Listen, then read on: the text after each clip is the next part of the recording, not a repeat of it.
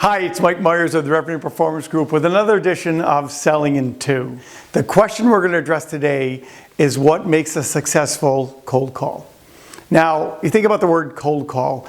There should never be really a cold call today because with the explosion of social selling and LinkedIn, we can find out so much about a prospect before we pick up the phone. That being said, we really want to talk about the mindset before you pick up the phone and why that's critically important for a successful call. Now, if you think about that for a second, there's two mindsets I want you to think about. The first one is a Sandler rule that talks about I'm financially independent and don't need the business. I want the business, I don't need the business. That's what you want your mindset to be before you pick up the phone.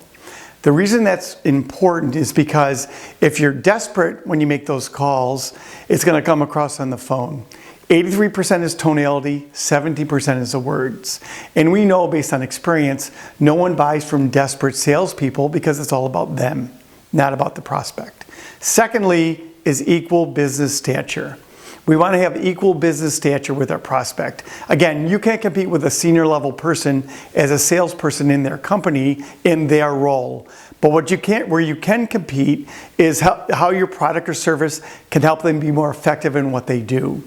So we're peer-to-peer when we talk about our product or service with our prospect. So I'm financially independent and don't need the business. I want it, I don't need it. Number one, in establishing equal business stature. Again, how we compete with our prospect. Now, we appreciate any other questions you want to send along to us on LinkedIn. We'll help you address these on this podcast. And remember, Revenue Performance Group, we help you improve the performance of your revenue engine.